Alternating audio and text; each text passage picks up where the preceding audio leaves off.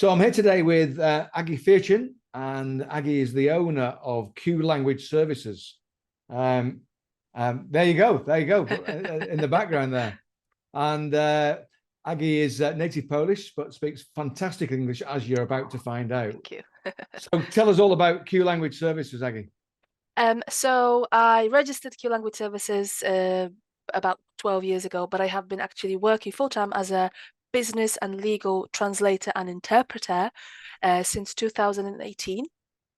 I took a leap and decided that I just want to do my own thing because providing language services has always been a dream of mine.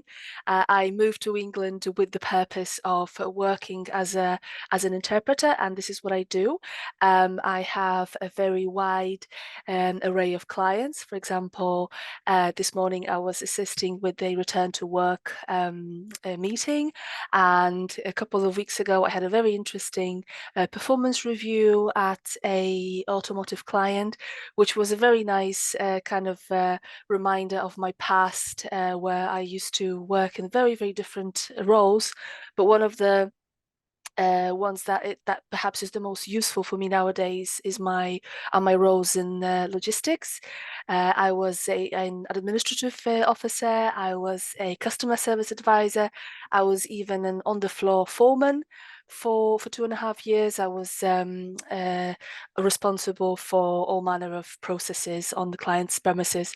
So this is something that I kind of don't get to use very often when it comes to my experience, but on a daily basis, you can see me in courts all over Lancashire, sometimes Yorkshire and Cheshire, police stations, and the like.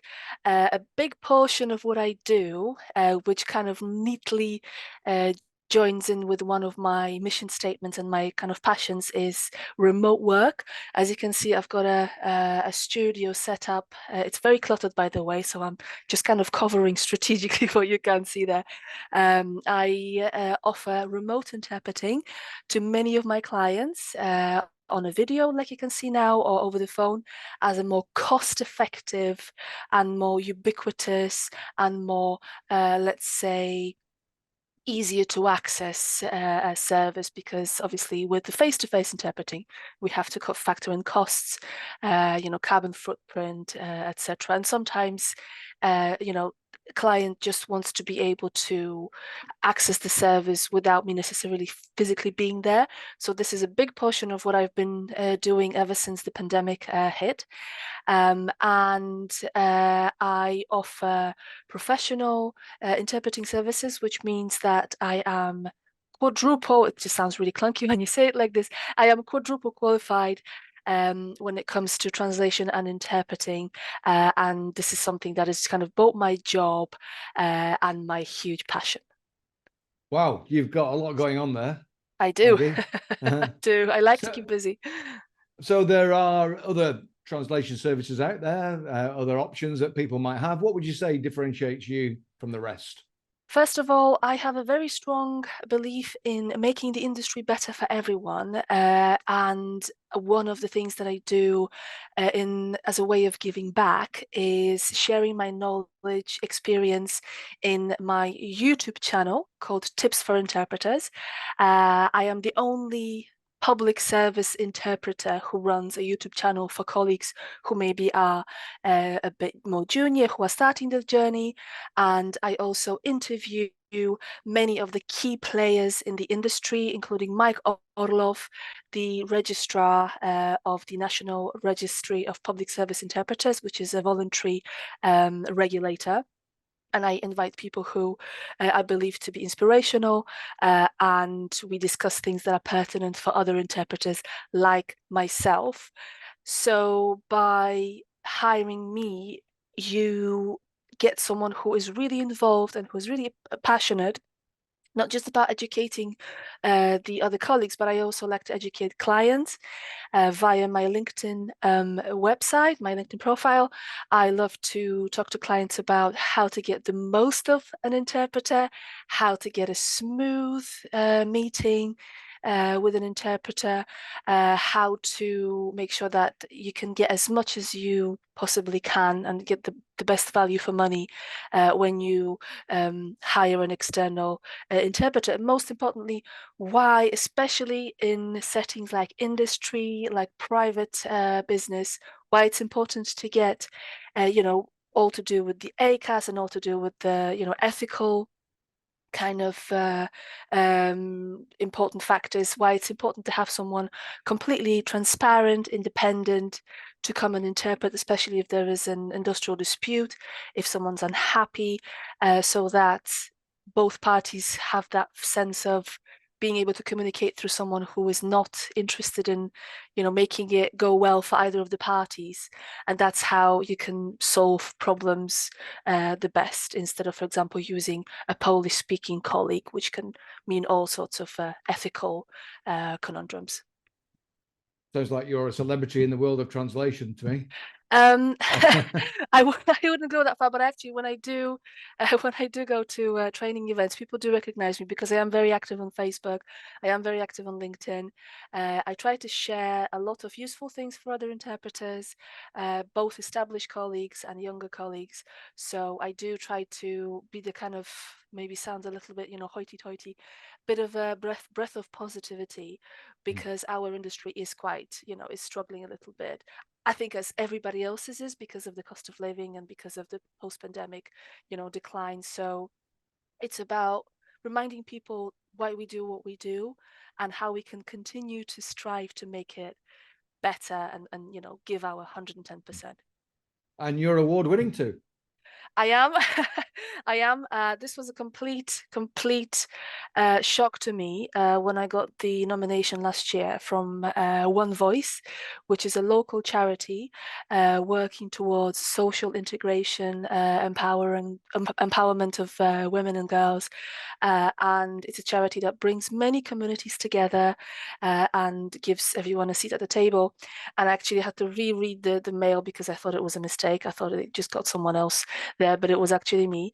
And it was incredibly nice because one of the other things that I feel very passionate about is volunteering. And volunteering is a wonderful way of not just gaining new qualifications or gaining new skills, networking, boosting your well-being, boosting your morale, but also it kind of opens up many different avenues.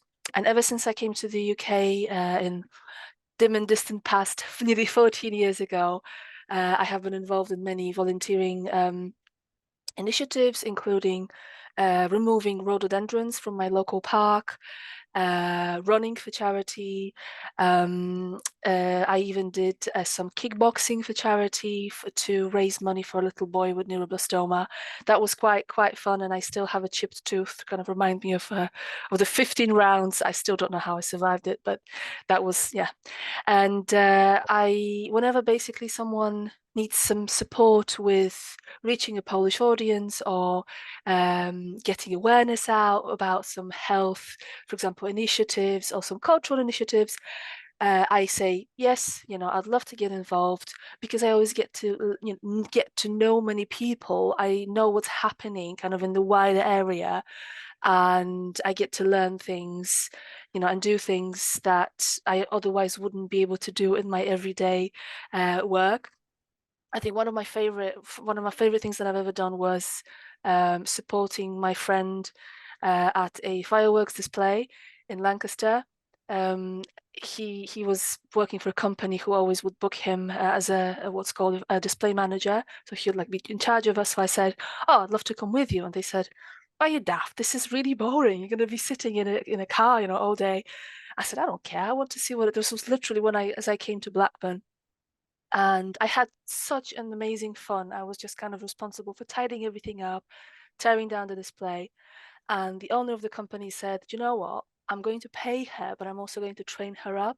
So I went on, I trained as a pyrotechnician, and I've actually done one professional display. So that was really fun. But, it's about like looking at things maybe not in terms of, is this completely aligned with what I do professionally, but also looking at fun things, weird things, unusual things, and kind of jumping in, because you get to see things that you might miss, in an everyday, if you will, grind. So yeah, Wow. volunteering is a big passion for me. Yeah, brilliant. And what's the future looking like for you in the Well, business? I am very, very hopeful, and I'm very actually excited because I have just been offered a voluntary position as a board member for the volunteering associations. This is a newly created board for Blackburn with Darwen, where I'm going to be in the position of policy making and having a larger impact on volunteering initiatives, which also gives me a chance to advertise my services, which are available for charity clients. I'm actually in negotiation with one possible charity client, and I think, like everybody else, diversification is always something that you have at the back of your mind. So I kind of look at things, and see what else could I add. What else could I do? But I am very hopeful and very enthusiastic, and I really hope that one of the award that I've won is going to help me get more recognition and just get my name out there. Good for you. Good for you. Thank you. So if you were starting all over again, you've been doing this for 6 years. Yeah. With the benefit of hindsight, knowing what you now know, what might you have done differently? First of all, I would have been a lot bolder when it comes to setting rates and asking for increasing the rates. Again, this is a painful cliche, but I would gotten myself onto the social media straight away. I was a little bit, cautious. I wasn't really kind of taking the advantage of having a website, even a simple Facebook, Instagram, whichever platform, and actively advertising. And I think I also would have, and this is something that a lot of people, it's kind of actually quite scary how many people fall into that trap. When you're a translator or interpreter, you get this one agency that you start with, and they might not be paying you very well, but they give you enough work for you to carry on. And I've spoken to so many people who were in a similar position, and then at one point the work stopped because they moved on to a cheaper provider or folded. So I would have done what I do on a regular basis now, which is look for more clients, which is go to networking events, remote and person, and I would have made sure that I have a lot more. Basically, most of the interpreters work with agencies, but also with some private clients. So I would have definitely done that myself, and probably just be more bolder and more confident, as a person, and just kind of be your authentic self. I know, you know, this is something that I embrace now, instead of thinking, oh, how can I fit into this mold of what I think, a business person looks like. So yeah. Awesome. Aggie, that's brilliant. You've taken us on a whistle-stop tour of your life there, Thank you. which is action-packed. So thank you very much, and I wish you all the best for the future. Thank you so much, Mick. It's been a pleasure. Thank you so much for inviting me.